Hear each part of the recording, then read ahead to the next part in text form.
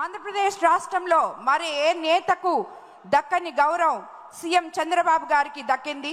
కష్టపడి పని చేయడం, నిజాయితీగా ఉండడం, అనునిమిషం ప్రజల కోసం వాళ్ళ భవిష్యత్తు జీవిత లక్ష్యం అని బతకడం వల్ల ప్రజలు 4 దశాబ్దాలుగా ఆయన్ను గుండెలో పట్టి చూసుకుంటున్నారు.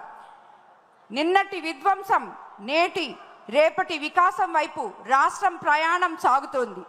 అన్ని ప్రాంతాల అన్ని వర్గాల ప్రజలు ఆకాంక్షలకు అనుగుణంగా సవాళ్లను కష్టాలను ఎదుర్కొని నిలబడి సీఎం చంద్రబాబు గారు పాలన సాగిస్తున్నారు. రాష్ట్రంలోని ప్రతి పౌరుడు గర్వపడేలా నాది ఆంధ్రప్రదేశ్, నా రాజధాని అమరావతి అనేలా నిర్మాణం చేపట్టారు. ఏడాదికి 15% వృద్ధి సాధనతోనే స్వర్ణాంధ్ర 2047 సాకారం అవుతుంది. 2047 నాటికి 308 లక్షల కోట్లు ఆర్థిక వ్యవస్థగా ఏపీ చేరాలనే లక్ష్యంగా పెట్టుకున్నాం. రాష్ట్ర తలసరి ఆదాయం 55 లక్షల సాధనకు 10 సూత్రాలతో ప్రణాళిక రూపొందించారు. 60% పట్టణీకరణ, నిరుద్యోగత తగ్గించడం, 39.12 లక్షల కోట్ల ఎగుమతులు సాధించడం లక్ష్యంగా పెట్టుకున్నారు. 2029 నాటికి తలసరి ఆదాయం 5,42,985 వచ్చేలా పెట్టుకున్నారు. కొన ఊపిరితో ఉన్న రాష్ట్రాన్ని కాపాడమే కాదు, ఆంధ్రప్రదేశ్ అని సగర్వంగా నిలబెట్టే బహుతర బాధ్యతను మా కూటమి ప్రభుత్వం తీసుకుంది. 10 లక్షల కోట్ల అప్పులు గాడి తప్పిన వ్యవస్థలు, అస్తవ్యస్తంగా ప్రభుత్వ శాఖలు, పెండింగ్ బిల్లులు, అనేక సవాళ్లను విసిరిన అనుభవంతో అందరి సహకారంతో పాలన చేస్తున్నారు. ప్రజల నమ్మకం ఒమ్ము కాలేదు. 5 నెలల్లోనే ప్రజల కోసం ప్రభుత్వం అనేక అడుగులు వేసింది. అందుకే ప్రజల్లో ఒక నమ్మకం, సంతృప్తి, సంతోషం, భద్రత కనిపిస్తోంది. ఎన్నికల హామీలకు అత్యధిక ప్రాధాన్యత ఇచ్చాం.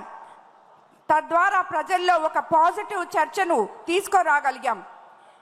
ప్రజలు కూడా అర్థం చేసుకునేలా అండగా నిలిచారు. పేదల సేవలో అనే కాన్సెప్ట్తో పాలన చేస్తున్నాం. దానితో భాగంగానే ప్రజల జీవన ప్రమాణాలు మార్చే పథకాలు ఎన్నో అమల్లోకి తీసుకొచ్చాం. 2014లో 16,000 కోట్ల రెవెన్యూ లోటును పాలన ప్రారంభించిన 120కి పైగా సంక్షేమ పథకాలు, కార్యక్రమాలు అమలు చేశాం. గిరిజనులకు, దళితులకు 27 పథకాలు, ముస్లింలకు 10 పథకాలు, బీసీలకు ఆదరణ వంటి పథకాలతో వెన్నుదన్నుగా నిలిచాం.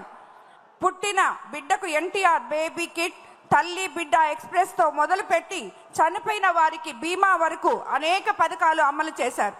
కానీ గత ప్రభుత్వం చివరికి పేదవాడు తినే అన్నా క్యాంటీన్ను కూడా మూసివేసింది.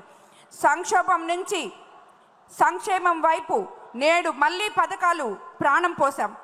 పెన్షన్లు 4,000 పెంపు. దేశంలో అత్యధిక పెన్షన్లు ఇచ్చే రాష్ట్రం మనదే. ఎక్కువ అప్పులు, తక్కువ ఆదాయం ఉన్న రాష్ట్రంతో దేశంలోనే ఎక్కువ పెన్షన్లు ఇస్తున్నాం.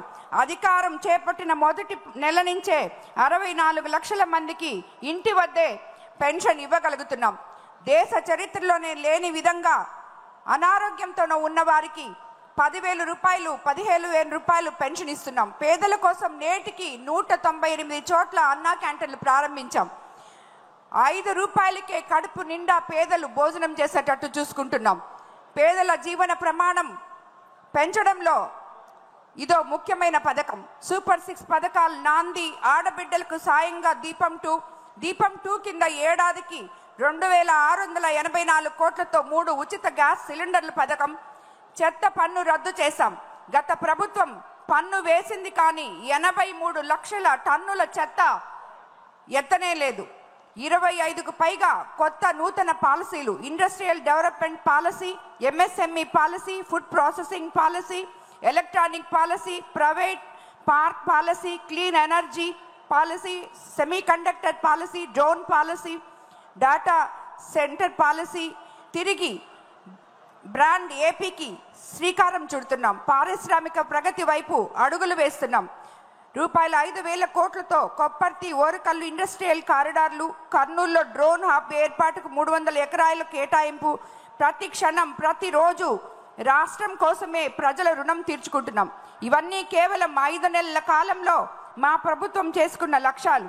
అన్నీ చేస్తాం, రాత్రికి రాత్రే అద్భుతాలు సృష్టిస్తామని చెప్పడం లేదు. కానీ ప్రతి ఒక్కటి మనం ప్రజలకి ఎలక్షన్ టైంలో ఏమైతే హామీలు ఇచ్చామో అవన్నీ ఇవ్వడానికి మన ముఖ్యమంత్రి చంద్రబాబు నాయుడు గారు, నారా లోకేష్ బాబు గారు ఇద్దరూ కలిసి ఎన్నో ప్రయాసాలకు ఓర్చి పేదవాడి గుండె చప్పుడు వింటూ ఎన్నో మహోన్నత కార్యక్రమాలు ముందుకు తీసుకెళ్తున్నారు.